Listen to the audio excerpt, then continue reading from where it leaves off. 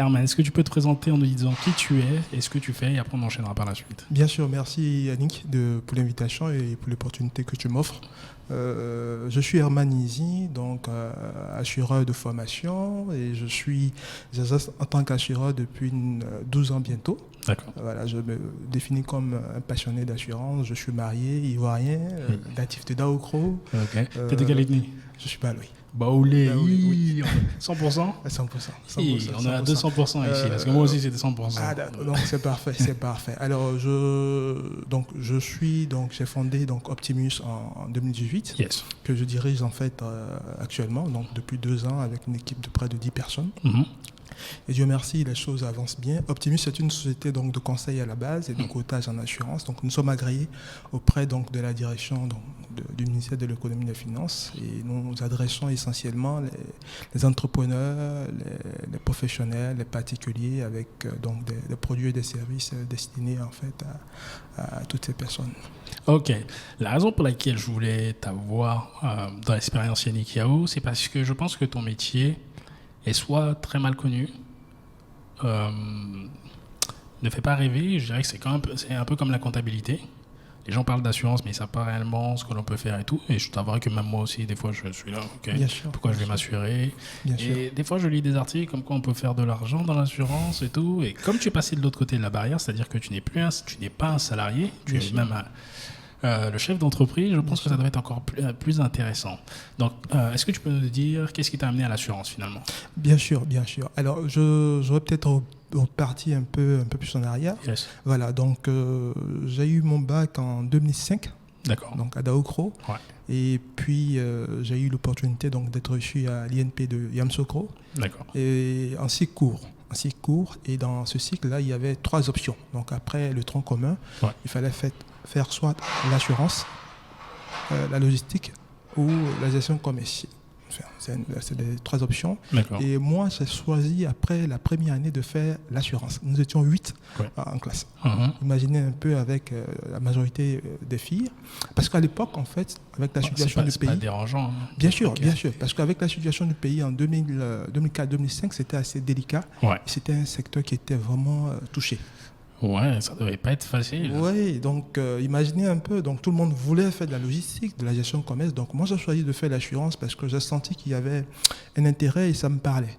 Quand je dis que ça ne devait pas être simple, j'ai envie d'approfondir. Bien sûr. Ça ne devait pas être simple dans le sens où les compagnies d'assurance, à cause de la situation qui était telle qu'elle est, bien sûr, devaient taxer de manière assez importante. Enfin, c'est ce que je pense. Moi, je n'étais pas là en 2005, je ne sais pas du tout comment ça se passait sur le terrain, mais au niveau des tarifs que proposaient les différentes compagnies d'assurance, ça devait être assez élevé, non? Puisqu'il y avait un risque qui était très important. Bien sûr. Et pire, en fait, elle fermait. Okay. Elle fermait, donc c'était un secteur qui agonisait déjà. Et moi, j'arrive, je dis, je fais l'assurance. Je dis, mais Herman, tu as quel problème? C'est le métier des voleurs, là. Tu veux... Oui, ils sont te cacher. Mais à l'époque, les proches ne voulaient même pas que je parle de ça. Je dis, non, vous avez eu la possibilité de travailler dans le secteur de la fonction publique, de faire vos classes. Laissez-moi prendre ma voix. Voilà, le métier me parle parce que à la base, je voulais bien m'habiller, parler aux gens, échanger avec les gens, et le fait que il y ait un aspect social, financier, sociétal finalement, ça me parlait, et voilà comment j'ai démarré. J'ai commencé à faire la formation de l'assurance, donc 2 années après. Donc j'ai eu le privilège de commencer mon stage de fin de cycle à 22 ans à l'époque, et j'ai démarré par la Loyal Vie. C'est quoi la Loyal Vie? C'est une compagnie d'assurance vie qui vraiment a vendu, qui a commencé la commercialisation d'un produit spécifique qu'on appelle Yaco à l'époque. J'étais au service courtage. C'est Yaco, hein, j'ai l'impression que j'ai déjà vu ça. C'est pas quand il y a un décès. C'est ça. Donc en 2008, je démarre à la Loyal Vie. Donc ils vendent quoi? Des assurances vie? Assurance vie. C'est quoi une assurance vie? Parce que je pense que beaucoup de... une assurance vie, c'est une assurance qui porte donc sur la vie d'une personne ou d'une population. Donc ça va être le décès, ça va être la retraite, ça va être l'épargne, ça va être les indemnités de fin de carrière, ça va être la prévoyance en gros, des capitalisations.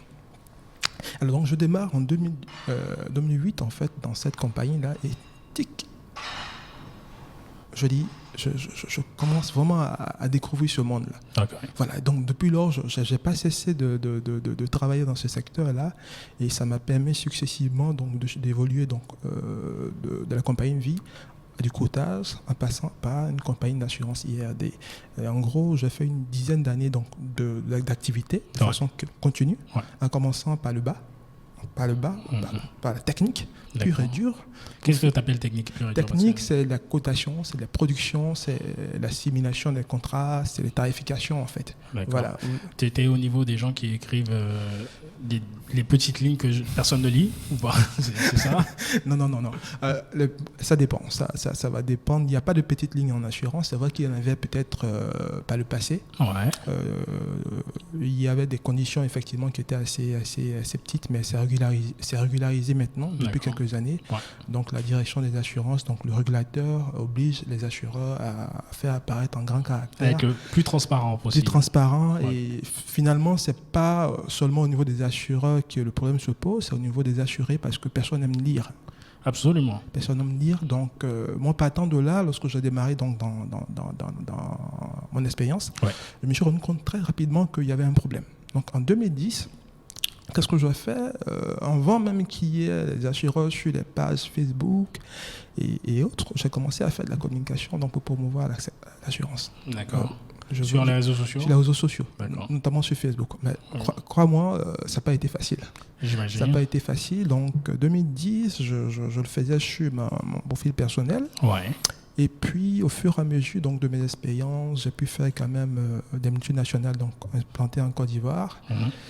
J'ai dit, mais est-ce que je ne peux pas faire autrement? Est-ce que je ne peux pas faire autrement, donc apporter ma pierre donc, à ce secteur-là? On ne va rien changer, mais est-ce que je ne pourrais pas utiliser donc, cette expérience-là pour la transformer donc, en opportunité, créer une activité et qui puisse ne pas être seulement commerciale? Donc, oui, seulement commerciale, je t'explique.